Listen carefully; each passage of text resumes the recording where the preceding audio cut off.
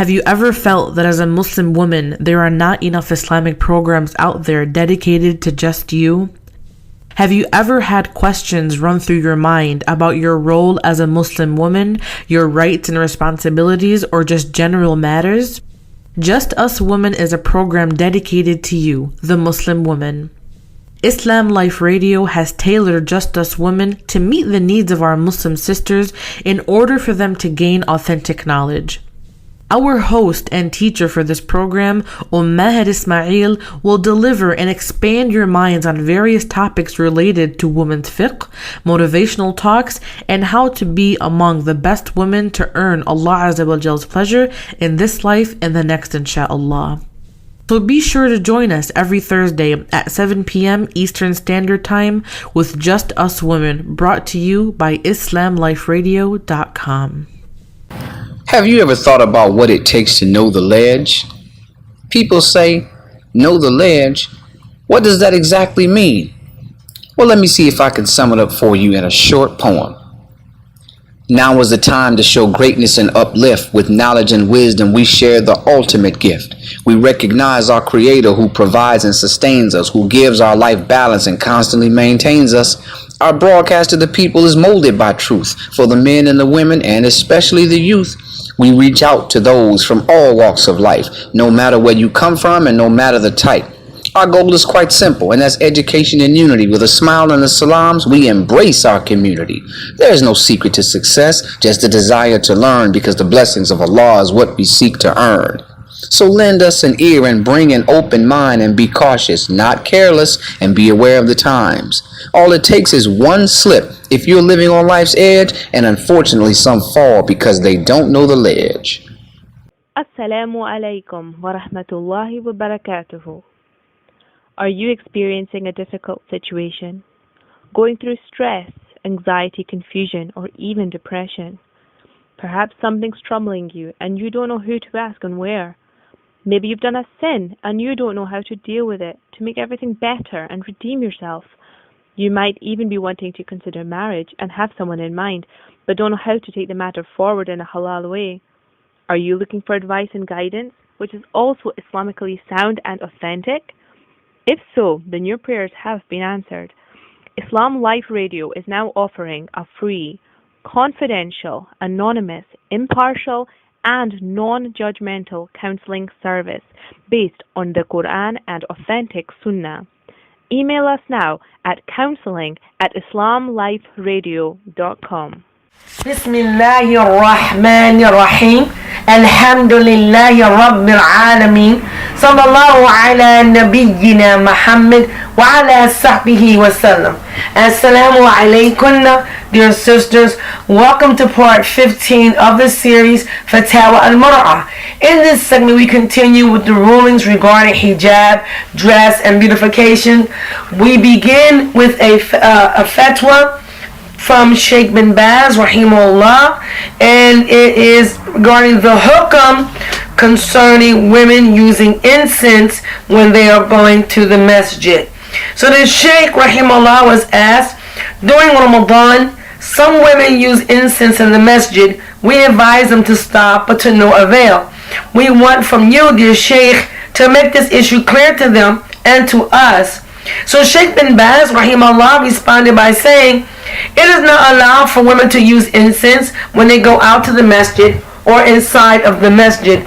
This is because they become a temptation then when they return to their homes. It has been authentically reported from the Prophet sallallahu alaihi wasallam that he prohibited women from using any kind of perfume when leaving their house to go to the masjid. And he said, as it is translated, any woman who has incense over her should not attend the Isha prayers with us. So the term here for incense is bakhur, which is a kind of fragrance.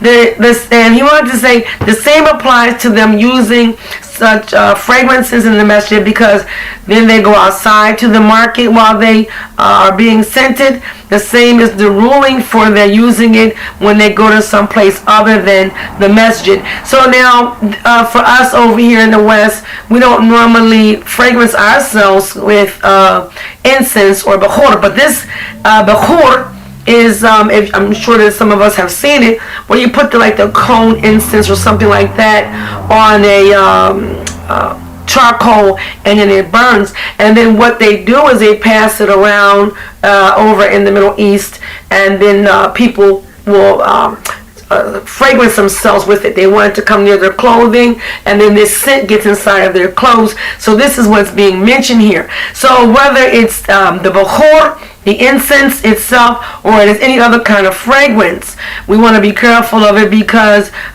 this is something that should strictly be avoided according to this fatwa from Sheikh bin Baz and others from the ulama, because the matter is very clear. When the Prophet ﷺ said any woman who has bakhur over her should not attend the Isha prayers with us.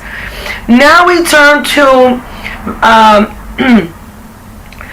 a ruling here regarding, which is headed, Verily Allah is beautiful and He loves beauty. And He loves beauty. So the question was asked of Sheikh Ibn Jibreen. My dear friend is a very good person, applying her religion and loving to do what is good. However, she has one thing about her. She always loves to be distinguished from her friends. For example, in her dress, she likes to be different from the others while being properly covered, of course. She does not want anyone to be like her. And it's so bad that if she finds out that one of her friends has bought the same outfit she has, she will never wear it again. The same is true for how she dresses her children with respect to their furniture. She cannot stand to see anyone, and with respect to her furniture, she cannot stand to see anyone else having the same thing she has. However, at the same time, she is not envious against anyone, nor does she wish that others would not have such bounties, even if it is more beautiful than what she possesses.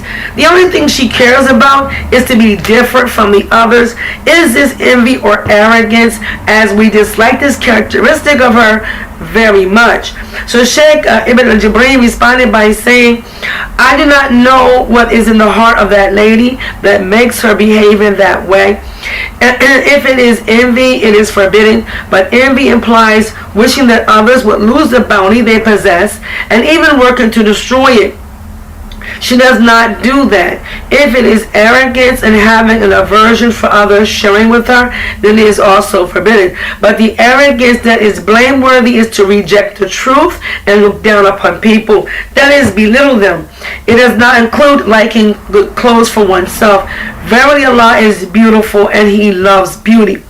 Perhaps she simply likes to be different from others and have notoriety in her appearance. So one must look to see what is the cause for that. This might just be part of her character that sets in the hearts of some people without there being a forbidden cause behind it. And he concluded by saying, and Allah knows best. Next, we have the hukam regarding uncovering the face while abroad and trimming eyebrows. So Sheikh Jibreen was asked, is a woman sinful if she travels abroad with her husband while wearing hijab but uncovering her face? Is it allowed for a woman to remove part of her eyebrows as a beautification for her husband? So Sheikh Ibn Jibreen responded by saying, it is not allowed for a woman to uncover her face in front of non-related men, either inside Saudiya, this is Saudi Arabia, or outside of it. If a woman has the ability to wear hijab and cover herself completely, it is then permissible for her to travel abroad with her husband, remaining away from what is forbidden. It is not allowed to remove some of the eyebrow hairs, nor shave them off, nor trim them, nor pluck them, even if the husband is pleased with that. it is not a beautifying act. Instead, it is changing the creation of Allah, and Allah is the best of creators. The threat of punishment concerning that has been narrated from the Prophet sallallahu alaihi wasallam, as well as a curse for that act.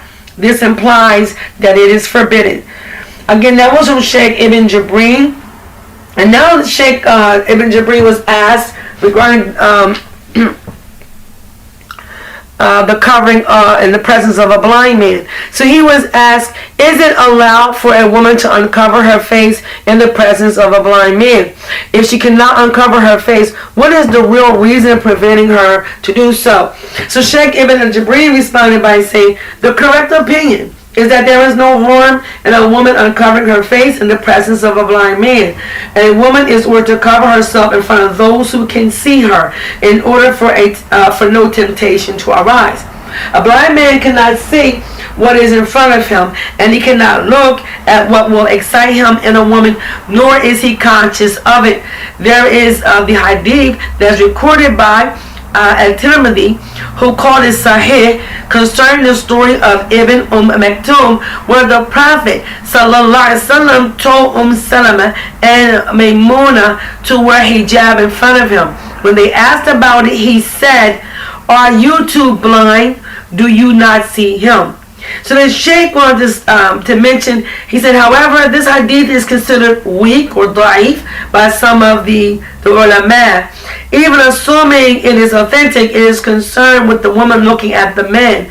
Women are also ordered to lower their gaze, and it is not allowed for a woman to look at a man if her desires may be stirred, regardless of whether he is blind or seeing. In fact, she should not, in that case, even look at pictures in the newspapers or in the movies if such may occur. Now, this was answered again by the noble Sheikh Ibn Jabreen, and I just want to comment real quick that he said that looking at the fitna that may be caused, he said she should not in that case even look at pictures in the newspapers or in the movies if such may occur. So sisters, beware of these movies with these men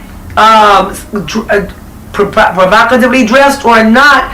Be careful of looking at these movies. Be careful looking at the pictures.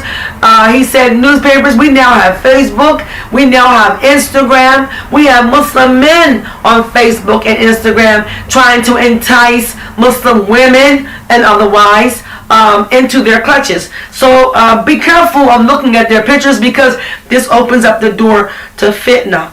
Now, Sheikh Ibn Uthaymeen, he was asked regarding a Muslim woman uncovering her hair in front of non-Muslim women. So then he was asked specifically, is it allowed for a Muslim woman to uncover her hair in front of non-Muslim women, especially if she describes the Muslim woman to her male or non-Muslim relatives?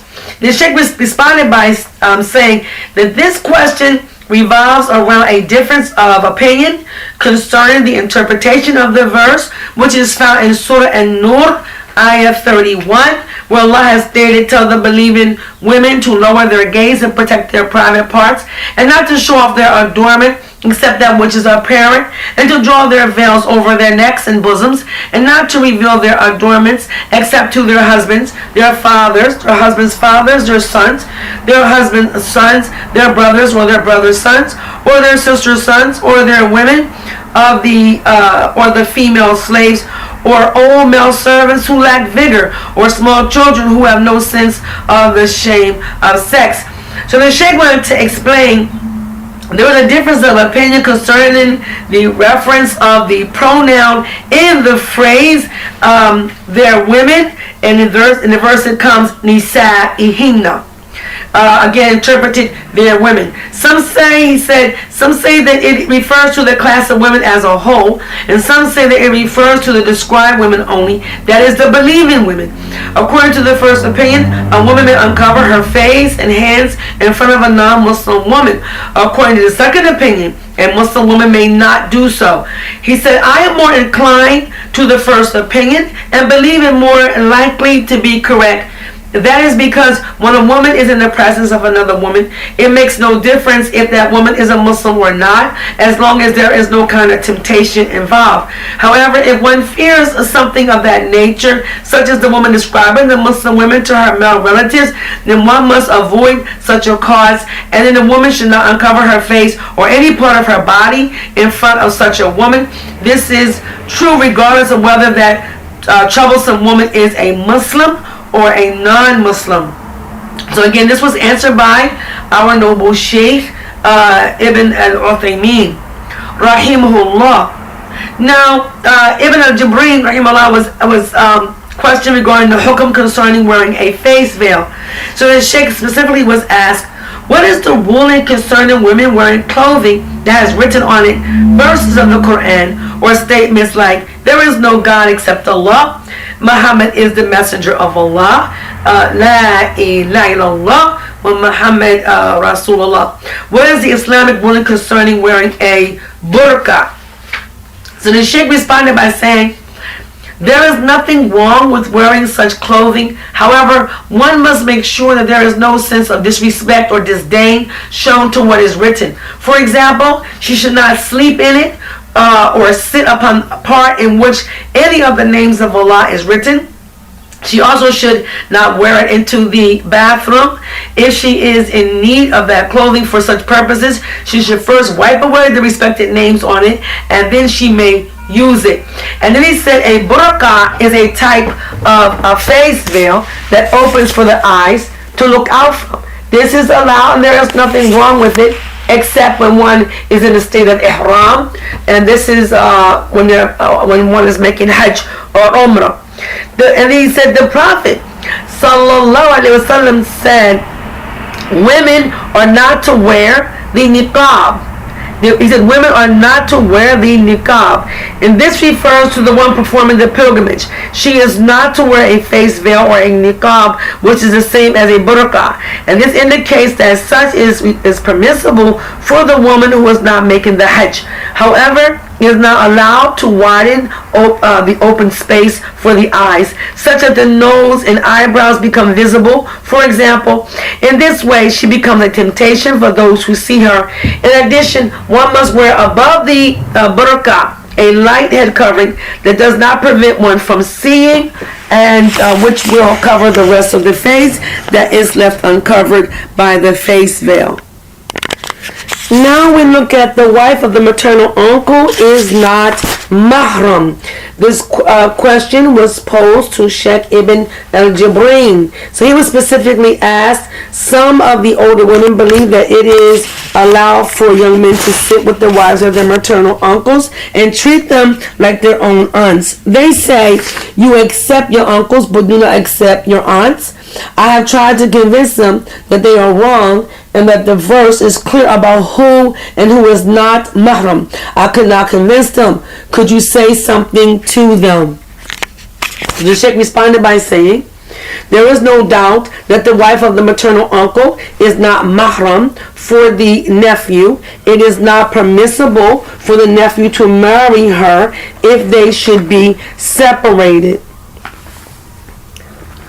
Therefore, it is not allowed for her to appear in front of him with her face uncovered.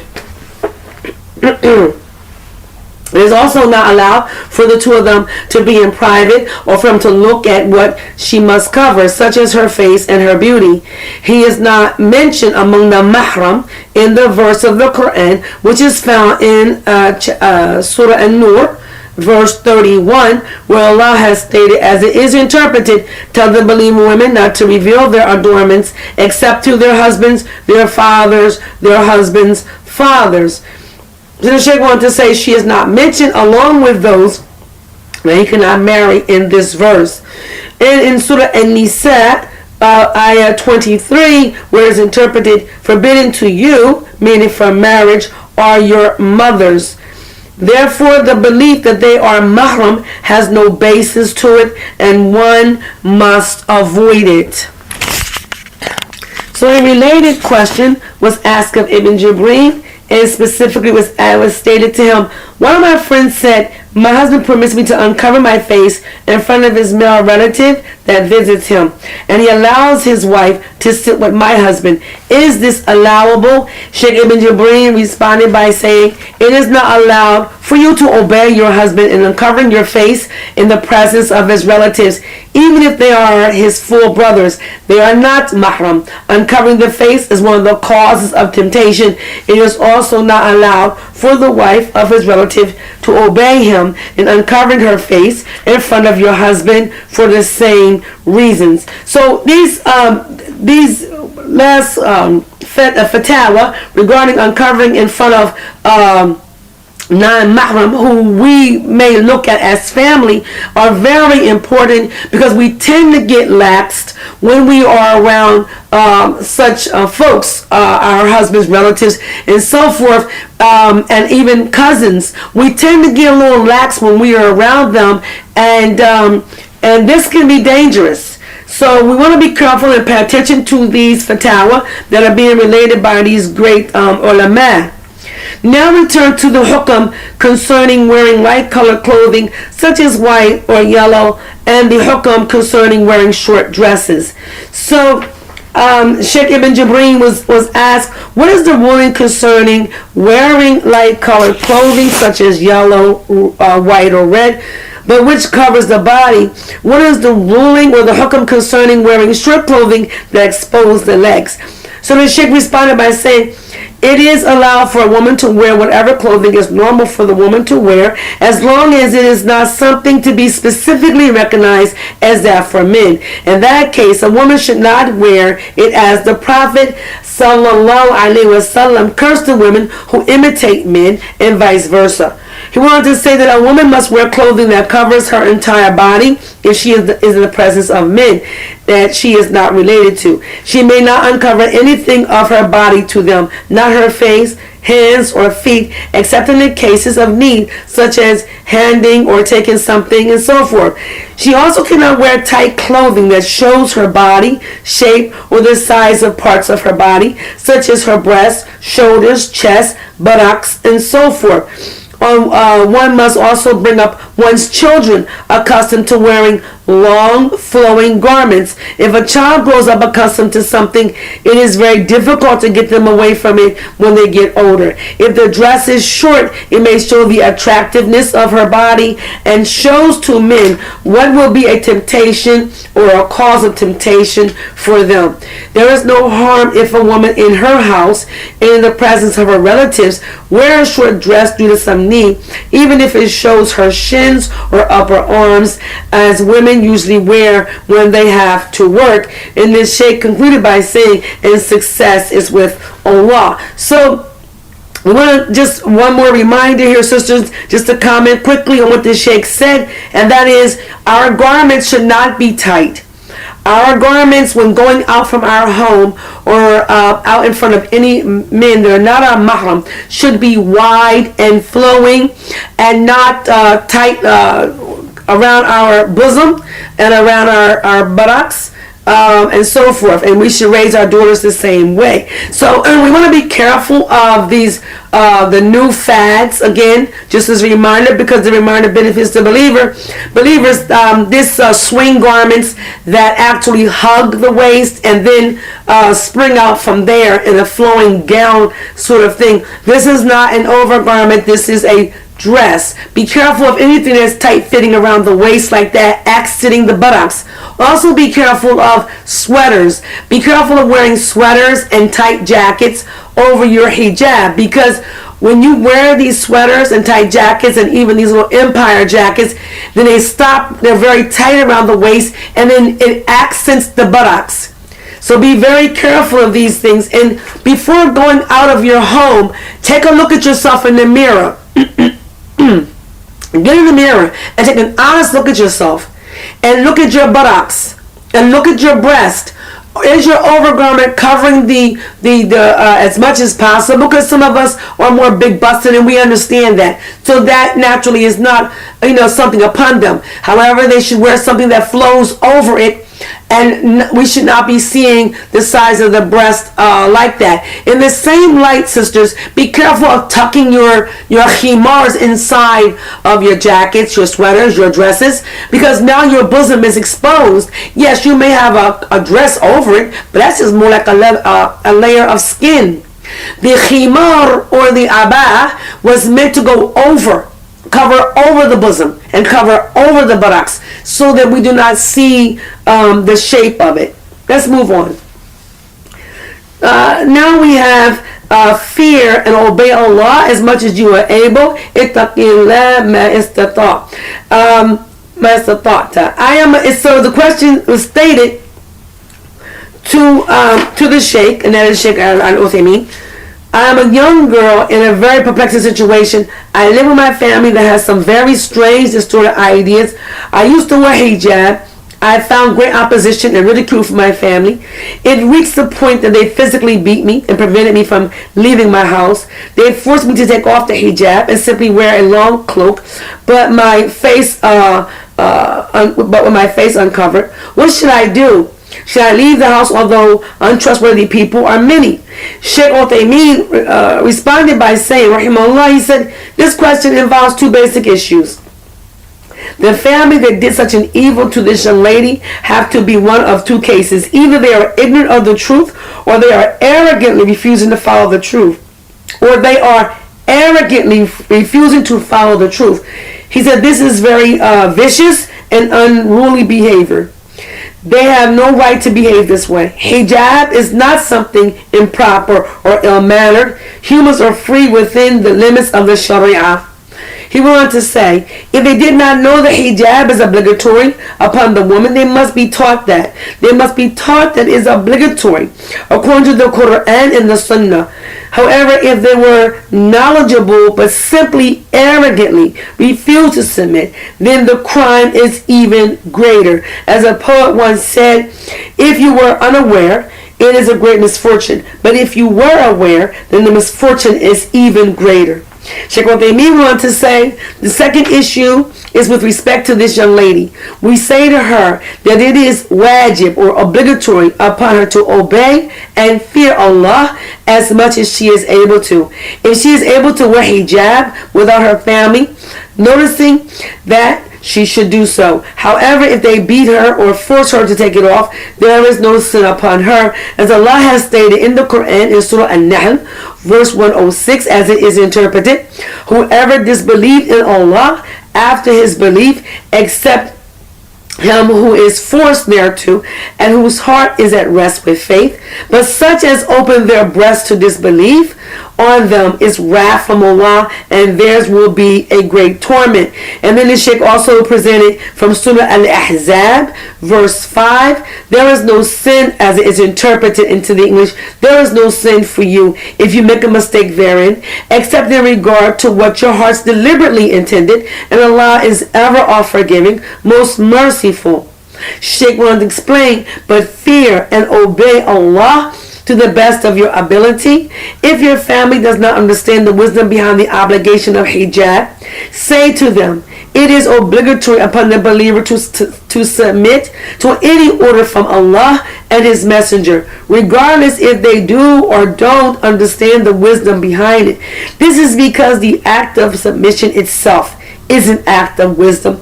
And from Surah Al-Ahzab, he presented as Dalil, verse 36, and as it is interpreted, it is not for a believer, man or woman, when Allah and His Messenger have decreed a matter, that they should have any option in their decision. And whoever disobeys Allah and His Messenger has indeed strayed in a plain error. Again, this came from Surah Al-Ahzab, verse 36. So the Shaykh concluded by saying, when Aisha radiallahu anha was asked about the situation of the menstruating woman, why she makes up her fast but not her prayers, she answered, that happened to us during the time of the Messenger of Allah sallallahu alaihi wasallam, and we were ordered to make up our fast, and we were not ordered to make up our prayers.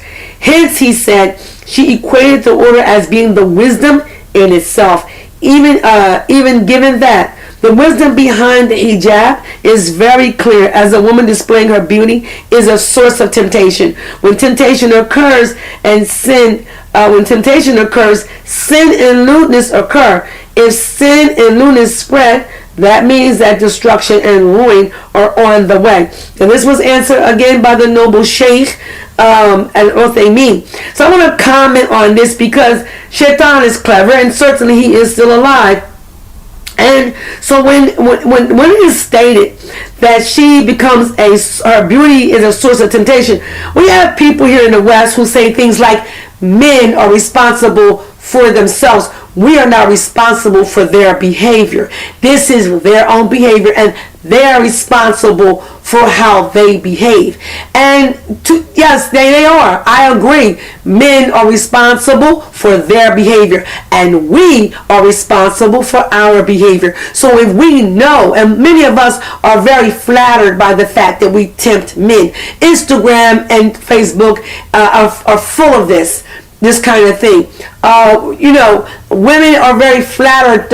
You have this Kardashian woman who's very flattered to post herself naked on Instagram, offending anybody who may see it or tempting anyone. She's flattered by this.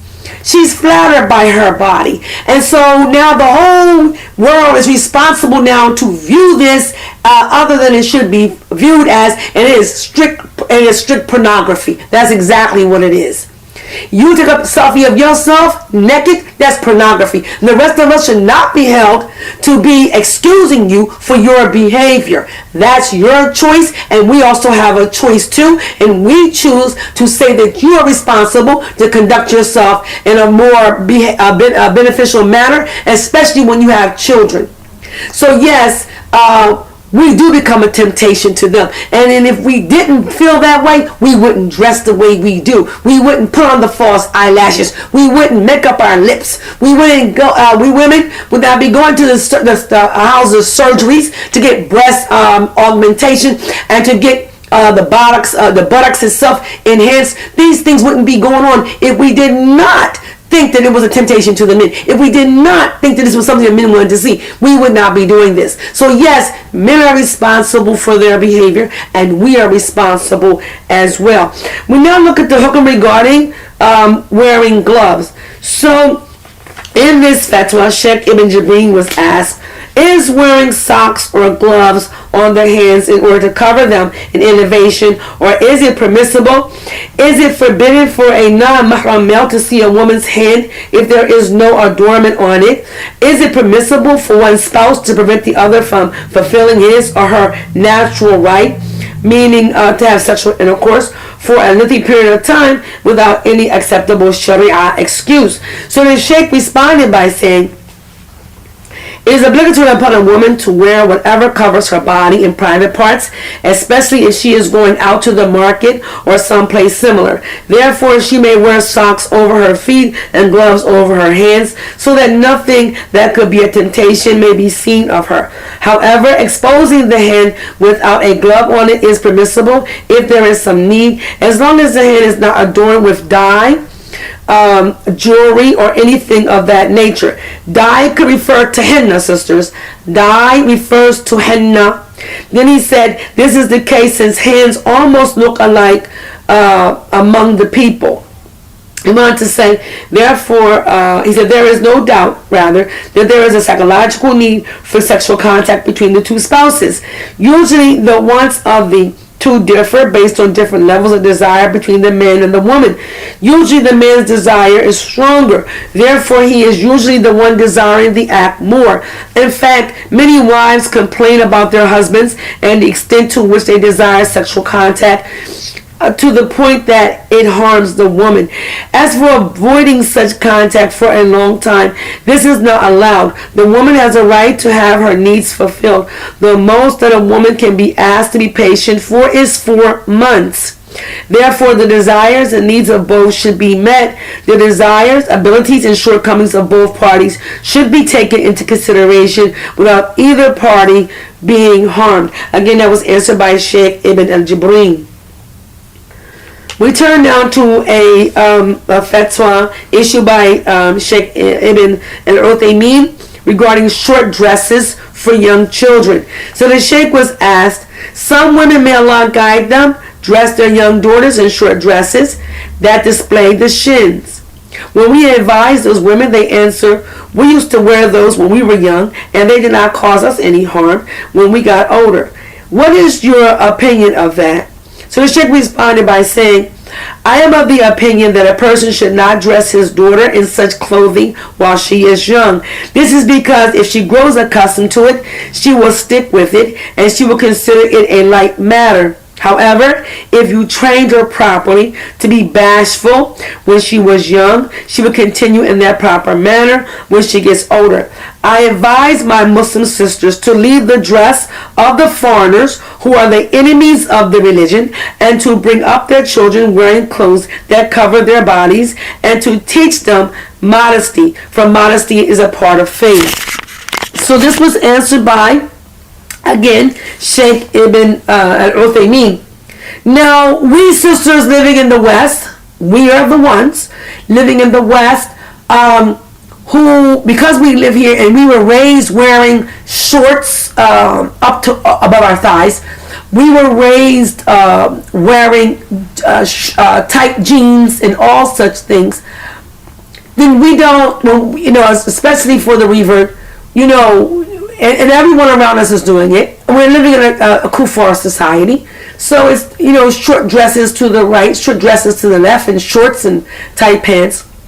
And in fact, in this society where we live, they're actually sexualizing the young girl. They're actually sexualizing the young girl in the kind of clothing that they wear. It's hard to even wear the more modest dresses that used to be found everywhere at one time. You're hard fast to find such dresses and clothing for girls above 5 years old and even younger, 4 and 5, bikini panties and all such things. These are the kind of things that you're being forced to purchase for your daughters these days. So get the sewing machine out. That's what we did back in the day. We sewed. Get the sewing machine out. If you need to go to a Join Fabrics or whatever and take a lesson, or go on YouTube or whatever, get the sewing machine out and make modest clothing for your daughters. You will be surprised how easy it is to make modest clothing. To go to the catalogs, the parent catalogs, and find little cute dresses, and it might even come out cheaper actually to make your daughter. We used to love making them little caftans or tunics with little pants underneath of it, long tunics, and little khimars to match. This was the thing back in the day. So get out the sewing machines. That's my advice. Purchase yourself a sewing machine and make your daughters clothing that is modest dress. It doesn't have to be black. No one said you have to dress your daughters in black at 5 and 6 years old. This is a choice. This is a choice. So my advice, again, is to get out the sewing machine. And if you're not up to it, then there are lots of sisters, mashallah, now who are trying to make a living, who are sewing such garments. So go get a pattern. Get your fabric and take it to a sister who's already doing it. We're now looking at the ruling regarding uncovering the hand and the foot. This is from Sheikh Ibn Jibreen, rahimahullah. And so he was asked, is it allowed for me to uncover my hand only in front of my brother-in-law? Is the ruling different if my husband is also present? So the Sheikh responded, the woman should cover all of herself in front of her non-mahram men, even if it be a husband's brother, sister's husband, cousin, or others, and regardless if it be in the presence of mahram men or not. That is to cover her beauty and the cause of temptation, be it her face, arms, shin, chest, and so forth. And as for the hand or the foot, apparently it is allowed to show them for some need, such as when giving something to someone or receiving something and so forth. However, if one fears some kind of temptation, then they must remain covered. For example, that would be the case if a woman notices a non-related man gazing at a woman and not moving his eyes from her. This also means that mixing or sitting with non-mahram men is also forbidden if one fears any harmful consequences. He said, and Allah knows best. So just a quick comment, because I did speak a little bit about that in terms of our responsibility. But be warned that men look at us differently than we look at them. And in America, a woman is raped how many almost every moment of the day. There's a female or a female child being molested in this country.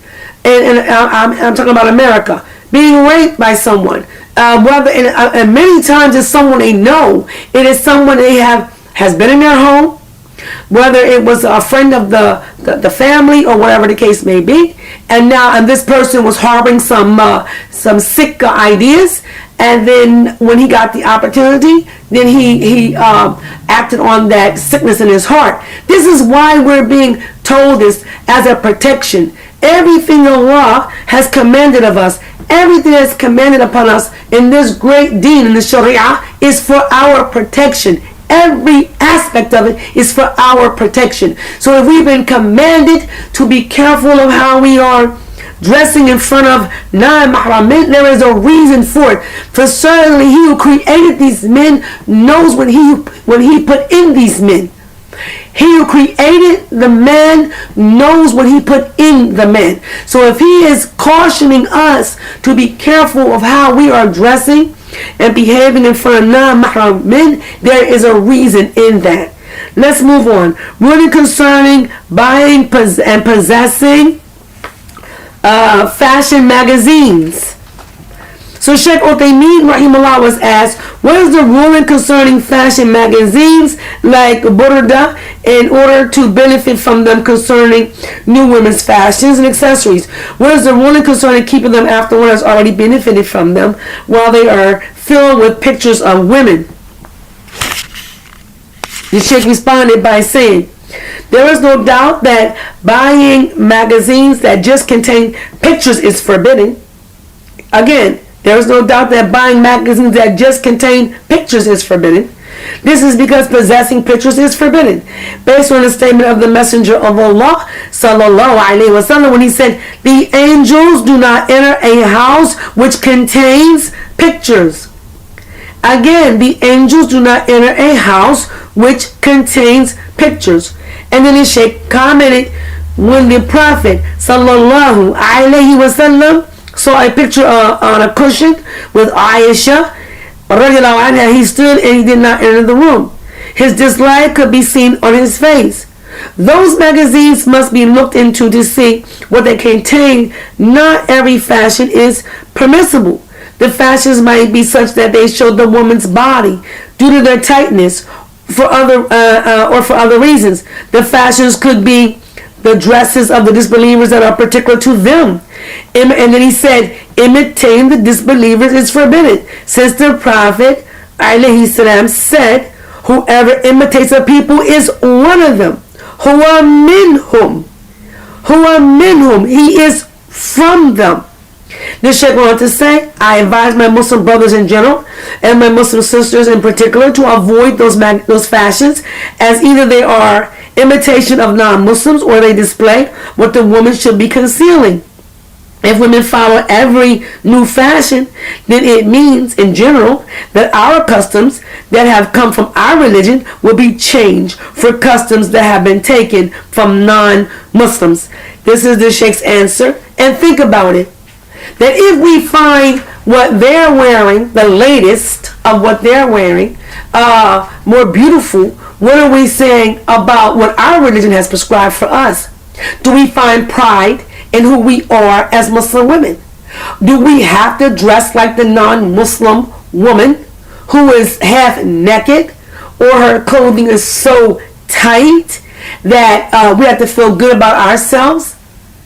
And if we feel that way, we honestly need to look at ourselves, because we should be grown enough as women to feel comfortable with the skin that we are in. So we now turn to a question that's posed to Sheikh Uthaymeen regarding Islamic hijab. So the Sheikh was asked, what is the Islamic hijab? The Sheikh responded that the Islamic hijab is for the woman to cover everything that is forbidden for her to expose. That is, she covers everything that she must cover. The first of those body parts that she must cover is her face. It is the source of temptation and a source of people desiring her. Therefore, the woman must cover her face in front of those men that are not mahram. And as for those who claim that the Islamic hijab is to cover the head, shoulders, back, feet, shin, and forearms while allowing her to uncover her face and hands, this is a very amazing claim. This is because it is well known that the source of temptation and looking is the face. How can one say that the Sharia does not allow the exposure of the foot of the woman while it allows her to uncover her face? It is not possible that there could be in the esteemed, wise, and noble Sharia a contradiction. Yet everyone knows that the temptation from uncovering the face is much greater than the temptation that results from uncovering the feet. Everyone also knows that the most sought after aspect of the woman for men is the face. If you told a prospective groom that a woman's face is ugly but her feet are beautiful, he would not propose to such a woman. However, if you told him that her face was beautiful, but her hands, palms, or her shins were less than beautiful, he would still propose to her. From this, one can conclude that the face is the first thing that must be covered. There are also evidences from the Book of Allah and the Sunnah of our Prophet, alayhi salam. There are also statements from the companions, the leading imams, and the great scholars of Islam that indicate that it is obligatory for the woman to cover all of her body in the presence of non-mahram men. This obviously indicates that it is obligatory upon the woman to cover her face in front of such men. However, this is not the place to quote all of those authority, and he concluded by saying that Allah knows best. What is the ruling regarding wearing ankle bracelets? So Sheikh Ibn al-Jabri was asked, what is the ruling concerning wearing ankle bracelets as a type of beautification? This Sheikh responded by saying, it is allowed to wear ankle bracelets for beautification. However, one is not allowed to shake them in the presence of non-mahram men in order to alert them to such jewelry, as Allah has stated in Surah An-Nur verse 31, where He said, as it is interpreted, and let them not stamp their feet so as to reveal what they hide of their adornment. I'm reminded in the last segment we talked about wearing high heels, and it slipped my mind and I thought about it, that when you wear high heels, there is very often a clacking sound that comes with the high heels. Clack, clack, clack, clack, clack, clack, coming down the street or a hollow hallway, bringing attention to the woman. So be careful of that, and I'm relating that only because of the clack, clack, clacking sound that is made by the high heel. We are not to stomp our feet to bring attention to ourselves, so we should not be wearing the high heel that will bring attention to ourselves from that aspect.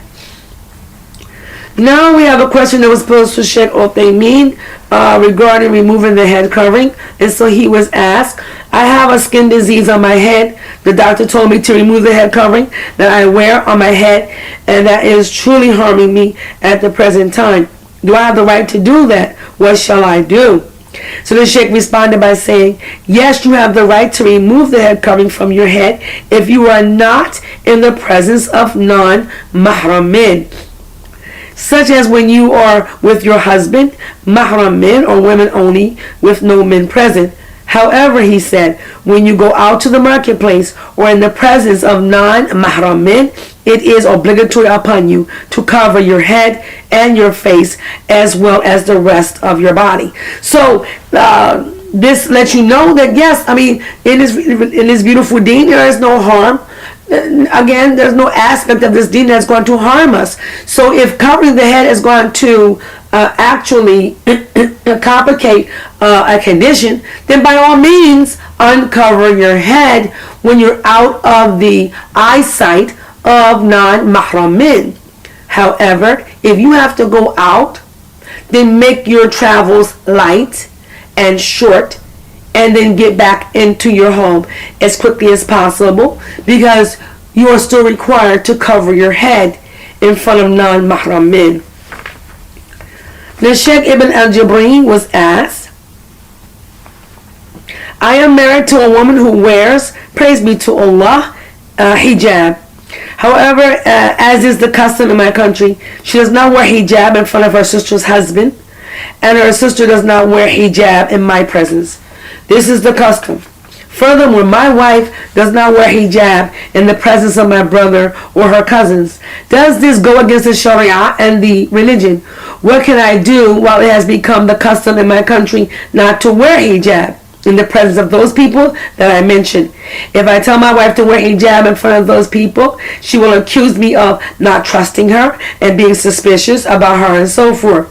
Sheikh Ibn Jibreen so eloquently responded by saying, all of those groups of men that you mentioned in the question are not mahram for her.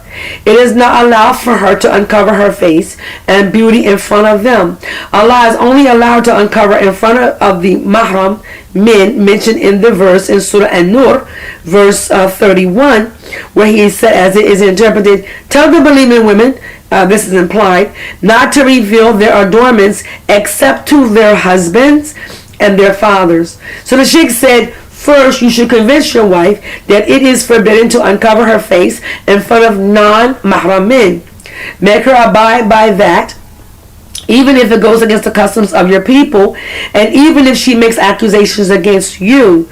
You should also make this point clear to your close relatives that you mentioned, that is, the breathing of the husband of their sister, the cousins, and so forth.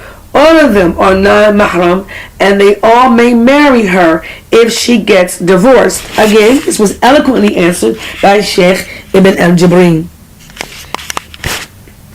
Now we turn to a question posed to Sheikh Ibn Jibreen regarding may I request my husband to get independent living quarters? So the Sheikh was specifically asked, my husband's brother wanted to get married and live with us in our house. I do not uncover my face in front of him, nor do I sit with him, nor have I ever seen him. He then did get married. Due to the difficult circumstances that is leads to, would my requesting from my husband independent living quarters be considered a type of causing separation between two brothers? Would that be forbidden or not? You should also know that my husband also feels that such would be best, but is my husband's mother who lives with us, who wants them all to be together. So the Sheikh responded by saying, in that situation, if the women are completely wearing hijab and there is no cases of privacy, meaning with the other's husbands and so forth, then staying together would be best in order to please the mother of the two husbands. However, if that is not the case, then it would be best to live separately. Then he wanted to say, if meaning living separately would be better. For example, one of the woman is lax and uncovers herself in front of her brother-in-law, and she stays alone with him in the house. Similarly, it's mentioned that separation would be best if one of the husbands is not to be trusted with respect to the wife of his brother, and that is, he follows her and tries to get an opportunity to see her, enters upon her without asking permission first, tries to see what is under her clothing and so forth. In that case, he said it would be best to seek independent living quarters in order to escape from the tightness and possible problems. So again, that was answered by Sheikh Ibn Jibreen. And then he was asked, my mother-in-law wants me to sit with her son, my brother-in-law, while wearing an outer cloak and face covering in front of the television while they drink tea. I refused and she criticized me. Am I right in what I did or not? The Sheikh responded by saying, it is not right for you to refuse to sit with them in such a situation. That would be a cause for temptation. Your brother-in-law, who is still single, is not mahram for you. His listening to your voice and seeing your character and behavior is a source of temptation. The same is true for you looking at him. So we want to be careful, as the Sheikh is mentioning here regarding sitting, again, the same situation with sitting with non-mahrams. So one more question regarding family members. And this one is posed to Sheikh Ibn al-Jabreen. So he was asked, what is the ruling concerning a woman uncovering her face in front of her husband's foster father? That is, the husband of the woman who breastfed her husband. And the Sheikh responded by saying, it is not allowed for a woman to uncover her face in the presence of her husband's foster father, meaning the breastfed, regarding breastfeeding here.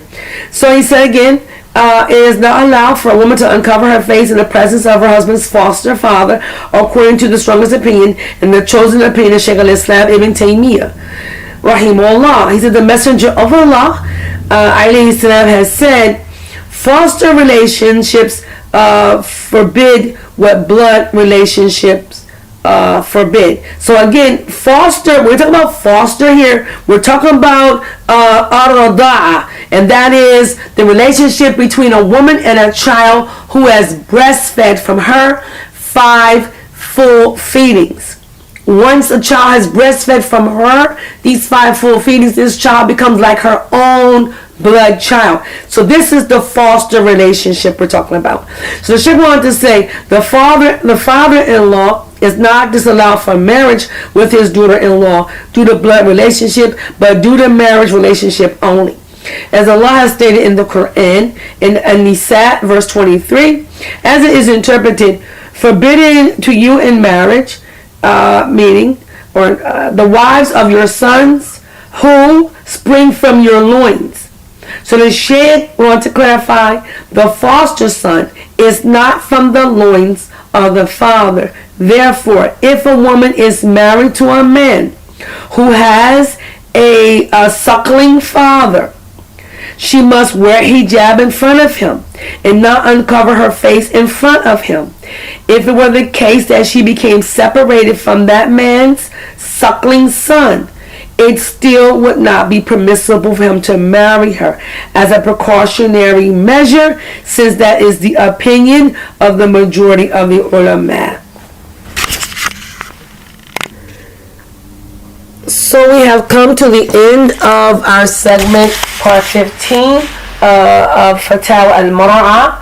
I ask Allah to reward all of those who have made this possible, and to reward our sisters who continue to tune into our program and to share the recordings. I ask Allah Ta'ala to write it for all of our benefit. Ameen. If I have made any mistakes in what I have presented, it is for myself and shaitan. I ask Allah to forgive me. سبحانك اللهم بحمدك أشهد أن لا إله إلا أنت أستغفرك وأتوب إليك. Exalted are you, O Allah, and all praises for you. I bear witness that there is no God except you. I ask your forgiveness and I repent to you. Ameen. Assalamu alaikum wa rahmatullahi wa barakatuh.